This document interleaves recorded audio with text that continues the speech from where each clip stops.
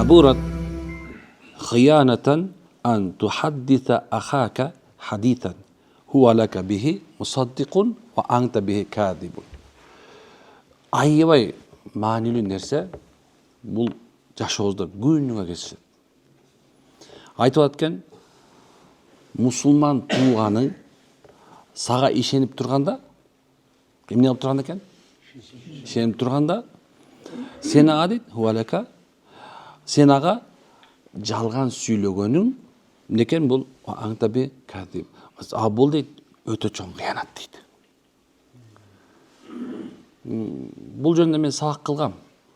Бирок бул дагы келди. Азыркы мезгилде заманыбызда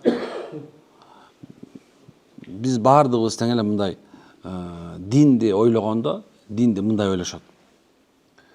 Баардыгы тең момундай диндар адамдар, динди эмес, диндар адамдарды онда жипке түзүп койгондой көрөт туурабы? Мисалы сакалчын адам келип намаз окуганда тамеки чегип койсо, өзү тамеки чегип атса деле, эмне сен тамеки чегип атасың дейт. Эгерде кат кылып күлүп атсаң, жаңда деле кат кылып жүрө, молдолор да кат кылса болобу дейт. Же болбосо өзү ажырашкан бир диндар адам ажырашып кеткен болсо, молдолор да ажырашабы дейт. Же болбосо бирөө менен мушташып кетип, өзүңдүн талабың коргоп кеткен болсоң, молдолор да ушундай кылабы дейт. Бирок өзү азыр эле тиги мушташып келген да. Байкайсыңар ушуну. Бул дегени эмнекен адамдардын дин жөнүндө, анан диндар адамдын жөнүндө ушундай бийик бир ойдо экендигин белгисет бул. Аябай бийик ойдо. Ошонун себебинен сиз менен бизден дайыма эмнени үмүт кылат? Бизден субханалла мындай башкача, мындай бир ойлогон нерсеси башкача биз жөнүндөчү. Ишенет да. Анан эгерде бизден жаман нерсе көрүп калса, ана намаз окубайсызбы? Койчу, тетиге окшоп намаз окубай эле коеюнчу дейт. Карасаң, бул дегени демек машалла көп адамдар сага ишенип турганда, сен адебиң менен, туура эмес ишиң менен адамдарга кыянаттык кылба деген сөз да бул. Сага жоопкерчилик илинди мойнуңа. Мухаммадур Расулуллах деген сага жоопкерчилик илинди. Эңе сакал коюп, мешитке 5 мал намаз окуп баштагандан кийин эмне кылыш керек экен эми? Сен өзгөрүшүң керек деген сөздү айткым келет башында. Ошол эле мезгилде сенин деле аялың, аялдан болсо күйөөсү дайыма эмне кылат? Бири-бирине мындай бир ишенип турат. Качан ортосунда ишеним жоголгондо, аны ошондо жашоодо проблемалар башталат.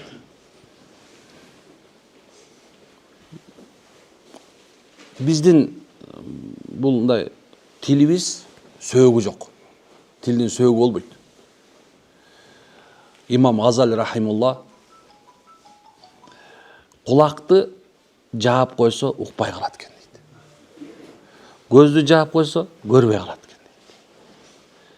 Бирок оозду жапсаң дейт, сүйлөбөй койбойт экен. Тил отдельный сөөгү жок болот экен. Муну тыйыш оор экен да. Бул тил бир адамды өлтүрүп коет экен, же болбосо тирилтип коет экен. Бул тил адамды чуңгурга түшүрөт экен, же бийик даражага чыгарат экен. Ошонун себебинен субханалла алымдар айтат, силер качан бир адамды угуп атканда дейт, анын тилинен чыгып аткан сөздөн анын акыл деңгээлин көрөсүңөр дейт. Эгерде бирөө сага сүйлөп атса дейт, сен ошонун сөзүн угайм же укпайм дегенде анын акыл деңгээлин билип коет экенсиң да. Карасаң, жанына келип отурган эле. Ошол себебинен тил дагы адамдын акылсыз же акылдуу экенин билгизет экен.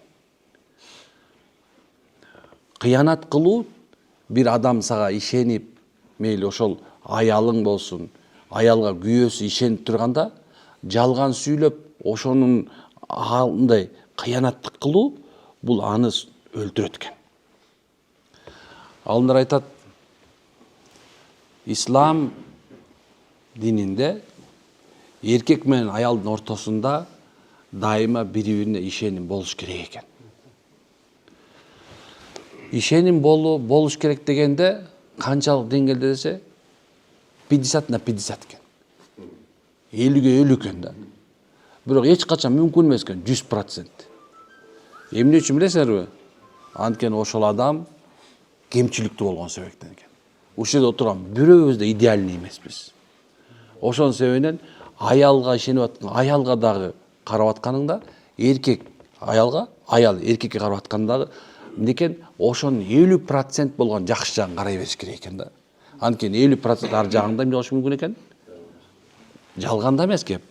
Ал не идеальный болгон себебинен анын кылган амалдары тескери бузугураак болуп калышы мүмкүн экен. Мен дайыма бир окуяны айта берем. Имамдардын son bilesizler Majnun деген болот. Leyla Majnun. Бул аябай чоң маселе да.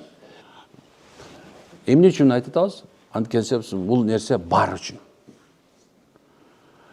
Эми бул Аллага болгон сүйүү менен пендеге болгон сүйүүнүн өкү ортосунда чоң айырма бар. Муну түшүндүрүш үчүн 40 жыл кетип калышы мүмкүн. Ошол себебинен мен мындай эң жөнөкөй түшүндүрөм азыр силерге. Ошол сүйүү жөнүндө айтып берем азыр. Ал бир күнү Харун Рашидтин заманында болот атпайбы? Анан баягы Лейла десе, бул Харун Рашид өзгөргүсү келип кеттир да. Ушундай даңкы чыгып кеттир. Ушунчалык бир алар экөөнүн ортосунда сүйүү, ушундай мындай дастан болуп айтып, ырчылар дворецте ушундай жанында домбуралар менен неметкенде Лейла, Мажнун экөөнү ушинтип ырдап башташыптыр. Адамдар субханалла ушундай мындай рейтинг көтөрүп келиптир да. Азыр Instagram баракчасы миллион болуп кетмек да, кылчы. Жок болчу эмесечи. Просмотр болуп кетмек да, лайктар вообще болмок да. Анан ошого баягы көрөйүнчү деп өзү падыша аркасында лашкерлердин баарын ээрчитип алып, канча деген менен барып Харун Рашид баягы барыптыр. Анан үйүнө киресе, аны баягы атасына кызыңды көрсөтчү десе, Лейланын мындай караса эле кадимки эле капкара болгон сыган экен да. Капкара, сулуу эмес экен. Ушундай мындай бир капкара жанагындай бар го жана сыганкалар көчөдө. Индиялык эмес сыяктычы. А еще мытыз экен буягына чыкканчы. Анын окуясына ушундай келет да. Анан баягы Харун Рашид мындай өзүнүн эмоциясын кармап, Харун Рашид өзү алым болгон, хафыз болгон, субханалла. Ушундай чоң алым болгон, халиф болгон да. Мындай карап туруп, Лейла сенсиңби дептир. Ооба мен. Сен эмнеңди сүйдү дептир да.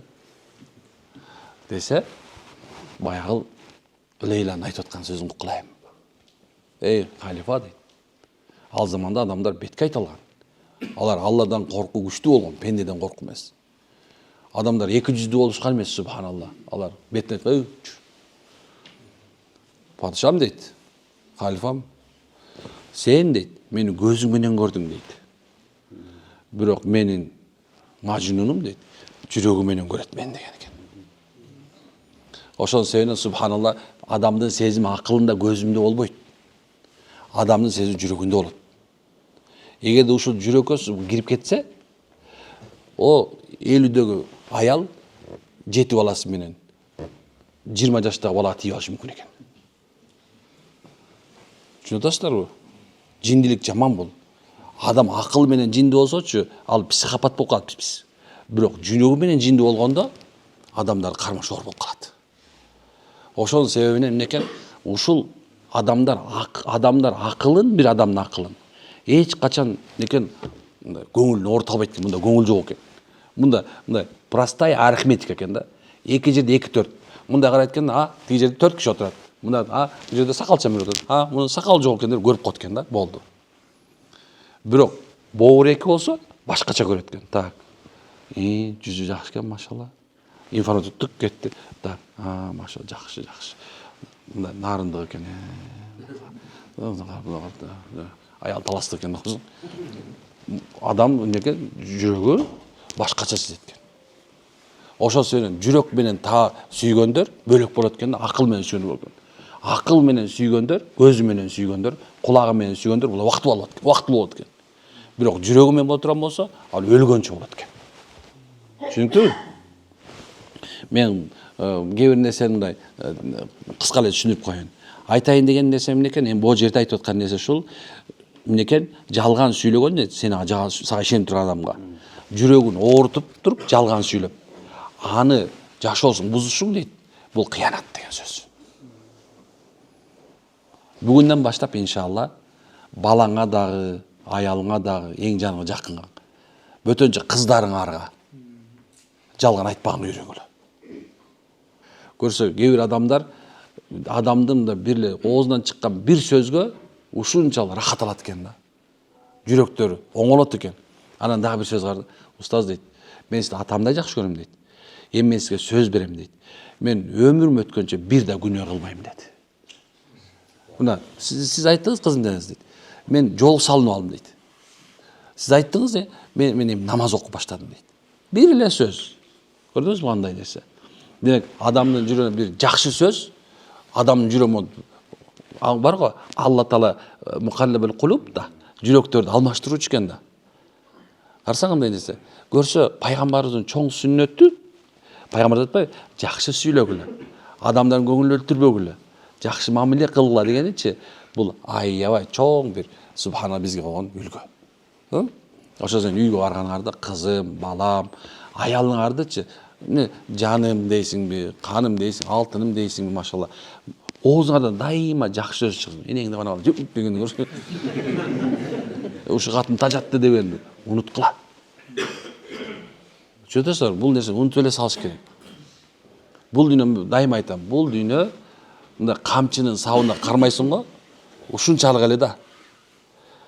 Ушунчалык эле.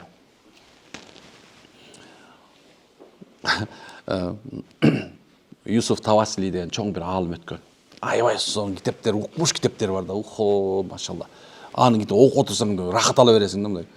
Мен биринчи ошо кишинин китебин окуганда мындай эме болгом да, шилекейим алып кеткен да. Эмне үчүн анткен себеп? Ал айтат да мындай дейт. Адамдар бул дүйнөнүн кадырын билишпейт дейт. Силер эмнеге деп сурайсыңар дейт. Анткени адамдар качан бул дүйнөдө бирөөнгө мамиле куруп туруп, бирөөнүн жүрөгүн алса, жашоо рахат болот. Ал эми эгерде бирөөнүн көңүлү отурган болсо, жашоо тозок болуп кетет. Эгерде жашоонун кадырын билиңер келсе, жашоодо бактылуу болуңар келсе, анда субханалла, эмнекен көңүлдөрдү алгыла, жакшы мамиле кылгыла деген экен. Эми айта турган сөз көп, бирок субханалла айтайын деген жигиттер, мусулмандар, бир туугандар, машалла. Мына бияктан кетип атканда жүрөгүңөрдү жумшартып кеткиле. Үйгө барганда, машалла, өзгөрүп эле баргыла. Мен тамашалап бир жыл айттым, азыр мынакей азыр аялыңар бар да жаныңарда. Барганда кулагына чыгарып койгула. Мен сени жакшы көрөм деп коюш керек. Жестко болуп кетти да. Мындай, эме болуп калдыңар мындай. Кулагына айтып кой, мен сени жакшы көрөм деп койгула. Анан мүмкүн бул анткенсе аны уккан эмес да. Эмне кылалы, машалла. Ушул сөзчү мына эгерде кимиңердики биякта жаныңарда болбосо, акырын телефонго туруп монда чоң жүрөк жөнөтүп койгула. Девушкаларга жөнөт деген жок бирок. Девушка деген шариатта жок. Парень, ана девушка парень деген жок шариатта. Аларга жүрөк жөнөткөн болбойт. Это зина. Извините, пожалуйста. Бул ойноштук болот. Болбойт. Шариатыбызда жок андай нерсе. Бул күнөө болот. Ал эми алганыңа болсо, жөнөтсөң сооп болот. Мына азыр телефонго турбада жалып турат да, зимея деп жазышы мүмкүн, жаным деши, алтыным болушу мүмкүн, шүмшүшкө деши мүмкүн да. Ар ким барган жазып алганда. Бирөө баягыда эме коюп алыптыр жана, момундай жана жыланды коюп алыптыр эмегечи. Анан субханалла, ана көрдүңүз монда болуп койду, мактанып атат да, жок демсе, эми өзгөрт. Жыланым мен деп жазып койду. Анан мында жөнөтүп кой десем, менин көзүмчө жөнөт десем, тырс деп жөнөттү. Мында өмөт көрүп туруп, анан аялым момунда эмени жөнөтүп жүргөндө, оңдоп алат. Анан ушуну жөнөтүп коебуз, машалла. Эмнекен?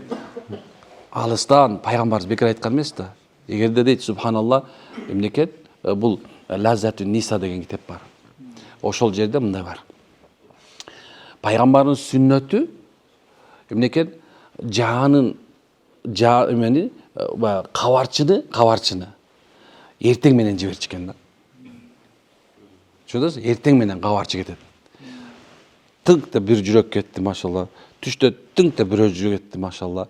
Эмнекен ушул кабарчы кете берет экен да.